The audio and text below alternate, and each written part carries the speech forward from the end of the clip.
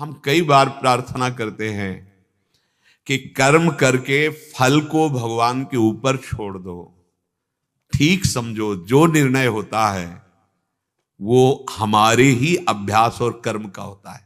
पक्का समझिए, कहीं भी कोई विजय प्राप्त करता है उसका अभ्यास बहुत दृढ़ हो गया है, वो अभ्यास से आगे निकल रहा है। अभ्यास, उसमें आप ऐसी भावना न सोचे कि हम कोई ऐसा दान पुण्य की, वो एक अलग कर्म बन गया, वो आपका एक अलग कर्म बन गया। नहीं, आपकी अश्रद्धा हो जाएगी प्रभु में। हम अभ्यास से जो हमें जीतना है उसको हम सोचे कि यहां दान कर देते हैं और वहां हम विजय प्राप्त कर लेंगे, तो एक ही नया कर्म, शुभ कर्म आपका फलीभूत होगा आगे, लेकिन वर्तमान में वहां अभ्यास काम करेगा आपको। हम कभी गोली नहीं चलाई, जानते ही नहीं। अब हम मनाए कि प्रभु ये निशाना हमारा जो है ठीक लक्ष्य पे लग जाए, अभ्यास करो। और निशाना नहीं लगा तो हमें अश्रद्धा हो जाए, भगवान हमने कहा था तुमसे कि निशाना सही लग जाए। ऐसी मूर्खता, ऐसी अज्ञानता नहीं करनी है।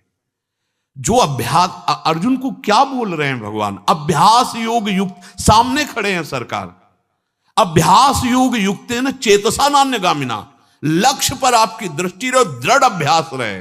बस यही बात समझनी है।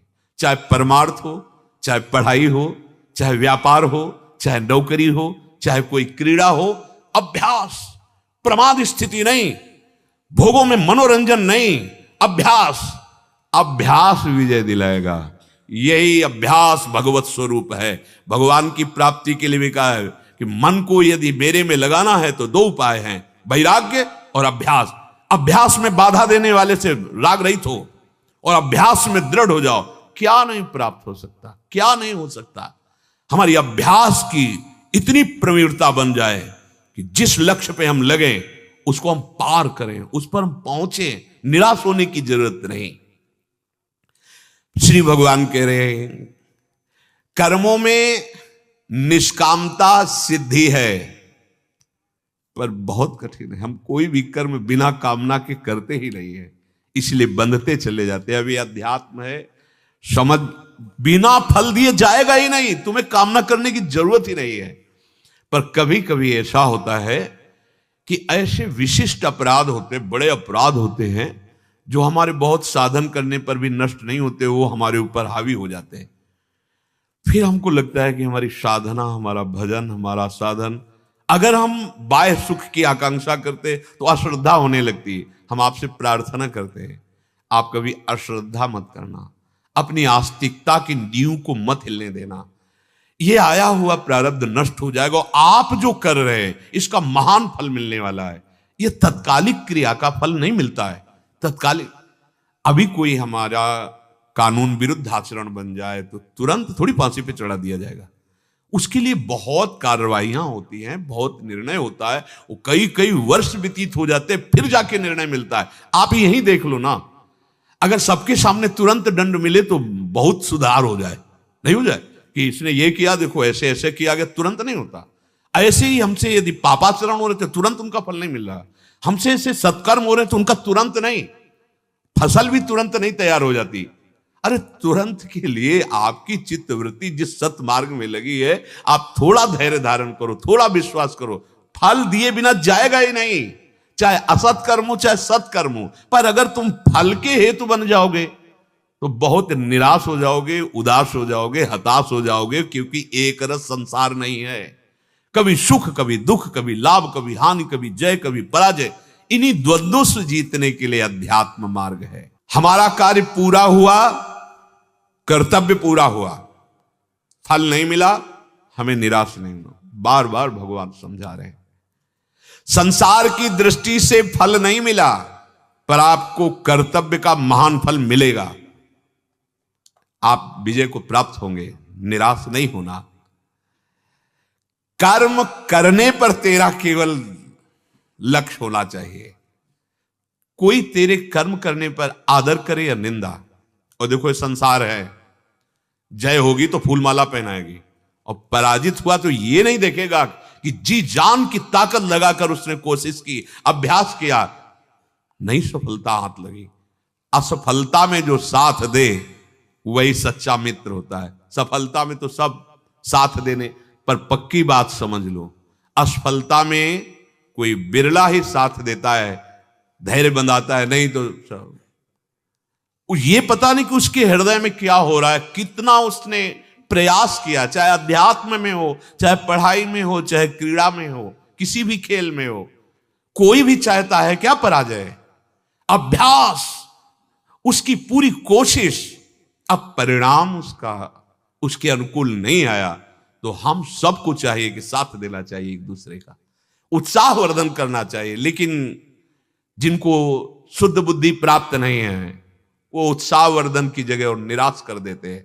बच्चा फेल होके आया अगर मत इतने पैसे लगा दिए तो खिलवाड़ में समय नष्ट किया, फेल हो गया, और वो वैसे उसके मित्र जो पास हो गए वो वैसे ही ऐंठ के चल रहे थे, वो वैसे ही दुखी हो रहा था, अल्प बुद्धि, और ऊपर से आकर आपने, और अब वो क्या, उसकी निराशा कहां पहुंचा देगी उसको।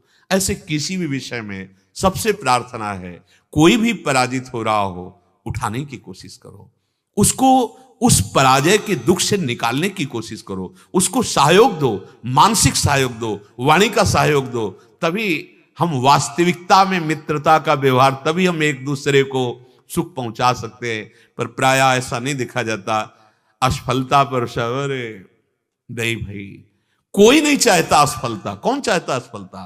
पूरा प्रयास करने पर यदि असफल हुआ है तो पूजनीय है, प्रशंसनीय, उसकी प्रशंसा करो, तुमने बहुत प्रयास किया, निराश होने की जरूरत नहीं। ये अभ्यास, ये प्रयास, एक दिन सफलता तुम्हारे चरण चूमेगी, तुम्हें निराश नहीं होना। भगवान कह रहे हैं तुम्हारा आदर करे कोई या निरादर, प्रशंसा करे या निंदा, अंतःकरण शुद्ध हो या ना हो, सिद्धि मिले ना मिले, तुम्हें बिल्कुल परवाह नहीं कर। भगवान कह रहे हैं तो फिर काहे को चिंता करते हो। तभी तो शरणागत मस्त रहता, निश्चिंत रहता। महाराज आपकी नाव में बैठ गए, अब आप देखना, पर यहां नाव का परिचय ही नहीं है, इसीलिए हम निराश हो जाते हैं, हताश हो जाते हैं, दुखी सुखी हो जाते हैं। बहुत सुंदर मार्ग है भगवान का आश्रय, निहाल कर देते। सच्ची कहते भगवान का आश्रय ना हो तो फिर वो दुर्गति होती है, अंतर में होती है। सब सुविधाएं, लेकिन जल रहा हृदय, उसको कैसे शांत करोगे। एसी नहीं शांत कर पाएगी, ठंडा जल नहीं शांत कर पाएगा, विचार शांत करेंगे। और वो विचार बाजार में नहीं मिलते, वो भगवद आश्रय से आते हैं, भगवद आश्रित से। भगवद आश्रित को विचार देकर भगवान बचा लेते। भारी से भारी दुख की परिस्थिति है, पर इतना उत्तम विचार है कि दुख उसे छू नहीं पा रहा है। लाभ के लिए करते हो, जब हानि होती तो देखो हम सब निराश हो जाते हैं। ठीक नहीं है, ये निराशा हमारी उन्नति में बाधक हो जाएगी, हमारे जीवन को जीने में बहुत बाधा पहुंचा देगी। इतना दुर्लभ जीवन हम निराश होके जिए, हम हताश होके जिए, ऐसा नहीं, ऐसा नहीं। इसीलिए अध्यात्म की कला आनी चाहिए, अध्यात्म की युक्ति होनी चाहिए। कोई ये ना समझ ले कि आरंभ में एक बार मैं गिर गया तो गिरता ही रहूंगा। ये ऐसे अमृतमय वचन है चलने वाले के लिए, जो नहीं चल रहे वो क्या समझेंगे। कभी ये ना समझे कि आरंभ किया और गिर गए तो अब क्या, नहीं। जैसे जीतने वाले को उत्साह होता है, उसे 1000 गुना उत्साह बढ़कर हम बढ़ाएंगे। हम यही नहीं समझ पा रहे हैं। विजय तो हमारे चरण चूमेगी।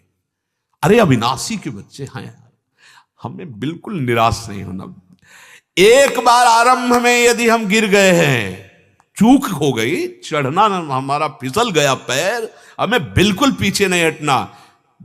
ये प्रायः गिराने पर ही है, कोई उत्साह बढ़ाने वाला नहीं मिलता। ये हम अपनी बात कहते, कोई उत्साह बढ़ाने, वो केवल हरि गुरु है, बढ़ बढ़ आगे बढ़।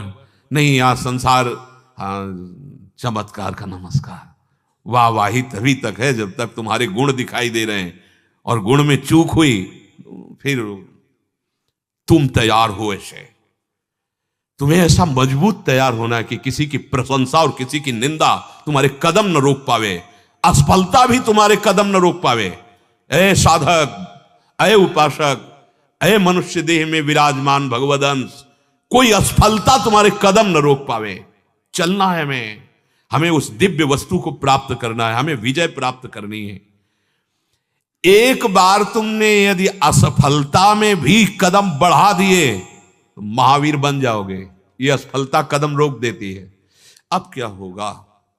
अब वही होगा जो होना है। बस जिद्दी स्वभाव चाहिए, यहां जिद्दी स्वभाव चाहिए। जीवन में देखा है, जहां कहीं भय, जहां कहीं परास्त होने की बात मन ने खड़ी की है, वहीं अब कर परास्त तू। और हर तरह से देखा है कि क्रॉस कर गए, निकल गए। वो अहंकार नहीं होता, वो भगवत आश्रय और अपने अभ्यास, उसमें दृढ़ता, उसमें फिसड्डी स्वभाव नहीं, रोने वाला स्वभाव नहीं होना चाहिए। नहीं, हम रो नहीं सकते, रुलाएंगे। ये काम क्रोध बहुत रुला चुके हैं। भगवान का आश्रय लेकर हर विकार को भगाएंगे। वीर पुरुष के लिए नहीं, हम सब महावीर के अंश हैं, महाबली हैं हमारे प्रभु।